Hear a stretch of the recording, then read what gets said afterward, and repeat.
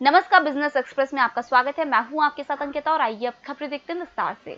बुधवार को बीएसई 86 अंक और निफ्टी 40 पॉइंट ऊपर खुला। इससे पहले मंगलवार को बीएसई 149 अंक ऊपर और निफ्टी 40 पॉइंट की बढ़त के साथ खुला था।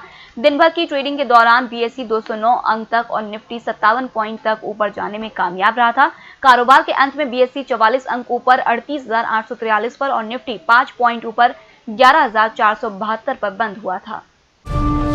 देश की नई अर्थव्यवस्था में अब टेलीकॉम और एयरपोर्ट जैसे सेक्टर में दो बड़े कारोबारियों का एकाधिकार होने जा रहा है। इन दोनों सेक्टर में मुकेश अंबानी और गौतम अडानी अपना वर्चस्व स्थापित कर चुके हैं।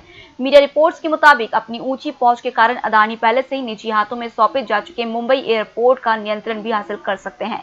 2 साल पहले सरकार ने छोटे हवाई अड्डों में फंसी पूंजी को निकालने के लिए निजीकरण की योजना बनाई थी। सबसे ऊंची बोली लगाने के कारण 6 हवाई अड्डों की बोलियां अडानी के पक्ष में गईं। अंतर्राष्ट्रीय ईंधन बाजार में इन दिनों सुस्ती ही छाई है, लेकिन पिछले कुछ दिनों से पेट्रोल लगातार छलांगे लगा रहा था। बीते 10 दिनों के दौरान नजर डालें तो घरेलू बाजार में सिर्फ 19 अगस्त को ही पेट्रोल की कीमत स्थिर रही और इसके दाम में ₹1.30 प्रति लीटर की बढ़ोतरी हो गई। हालांकि आज सरकारी तेल कंपनियों ने इसके दाम में कोई कमी बेशी नहीं की। कोविड-19 की वजह से खाद्य और विनिर्मित उत्पादों की आपूर्ति बाधित होने की वजह से आगामी महीनों में मुख्य मुद्रास्फीति और बढ़ेगी। रिजर्व बैंक की 2019-20 की वार्षिक रिपोर्ट में यह अनुमान लगाया गया है। रिजर्व बैंक ने कहा है कि 2019-20 के अंतिम महीनों में मुख्य मुद्रास्फीति बढ़ी है। सरकार ने कंपनी अधिनियम के तहत कॉर्पोरेट सामाजिक उत्तरदायित्व नियमों में संशोधन किया है। ऐसा कोविड-19 के नए टीके, दवा के विकास और चिकित्सा उपकरणों उत्पादन बढ़ाने के लिए अधिक धन उपलब्ध कराने को लेकर किया गया है।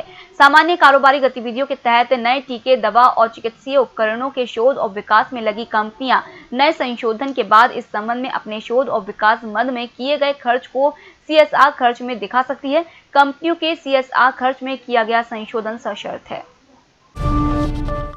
सरकार ने एयर इंडिया के लिए बोली जमा करने की समय सीमा 2 महीने बढ़ाकर 30 अक्टूबर तक कर दी है। कोविड-19 संकट के कारण दुनिया भर में आर्थिक गतिविधियों पर पड़े असर को देखते हुए समय सीमा बढ़ाई गई है। सरकारी एयरलाइन में हिस्सेदारी बेचने की प्रक्रिया 27 जनवरी को शुरू हुई थी। यह चौथी बार है जब सरकार ने बोली जमा करने की तिथि बढ़ाई है। निवेश और लोक परिसंपत्ति प्रबंधन विभाग ने एयर इंडिया की बिक्री के लिए रुचि पत्र में शुद्धि पत्र जारी करते हुए कहा है कि इसमें रुचि रखने वाले बोलीदाताओं से कोविड-19 के कारण उत्पन्न स्थिति के मद्देनजर मिले अनुरोध को देखते हुए समय सीमा बढ़ाई गई है।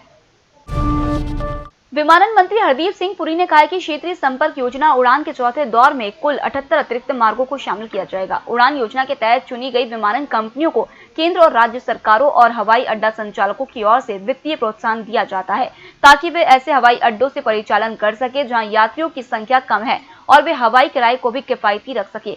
पुरी ने ट्वीट कर कहा, उड़ान 4.0 शुरू होने के लिए तैयार है। अभी 78 अतिरिक्त मार्गों को मंजूरी दी गई है और इसके साथ ही स्वीकृत मार्गों की कुल संख्या 767 हो गई है। असंगठित क्षेत्र में काम करने वाले कामगारों से लेकर फल सब्जी बेचने वाले या गांवों में खेती किसानी करने वालों को भी बुढ़ापे में हर महीने 5,000 रुपए तक पेंशन उपलब्ध कराने वाली सरकार अटल पेंशन योजना में चालू वित्तीय वर्ष के दौरान भी 17 लाख लोगों ने खाता खुलवाया है। इसी के साथ इस योजना में अभी तक खाता खुलवाने वालों की संख्या 2 करोड़ 40 लाख के भी पार चली गई है। बता दें कि इस साल 1 अप्रैल से जब नया वित्तीय वर्ष शुरू हुआ उस समय देश भर में कोविड-19 की वजह से लॉकडाउन था। अभी भी देश के कई हिस्सों में सप्ताह के कुछ दिन लॉकडाउन में ही बीते रहे, तब भी इतने नए खाते खुलना किसी आश्चर्य से कम नहीं है।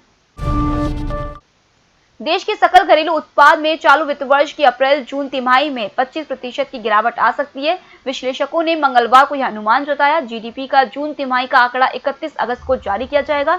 कोविड-19 महामारी और उसकी रोकथाम के लिए 25 मार्च से देश भर में लॉकडाउन का आर्थिक गतिविधियों पर बुरा असर पड़ा है।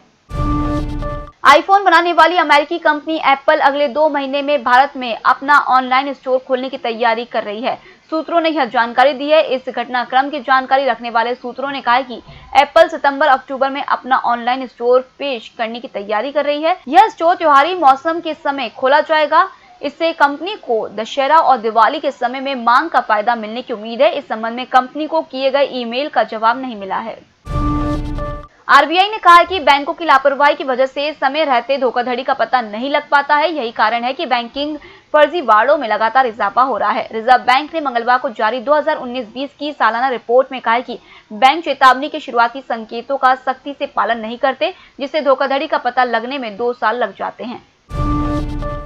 रिजर्व बैंक ने कोविड-19 महामारी से उपजे आर्थिक संकट को बेहद गंभीर बताया है। 2019-20 की मंगलवार को जारी सालाना रिपोर्ट में आरबीआई ने कहा है कि शहरी इलाकों में खपत काफी कम हो गई है। प्रवासी संकट और रोजगार घटने से वृद्धि पर असर पड़ा है। मांग और खपत को पहले की तरह सामान्य होने में समय लगेगा। देश में संक्रमण की दर लगातार बढ़ती जा रही है, जिससे अर्थव्यवस्था पर इसके प्रभावों का वास्तविक आकलन करना मुश्किल है। फिलहाल इस बुलेटिन में इतना ही। आप बने रहिए एमएस टीवी के साथ। नमस्कार।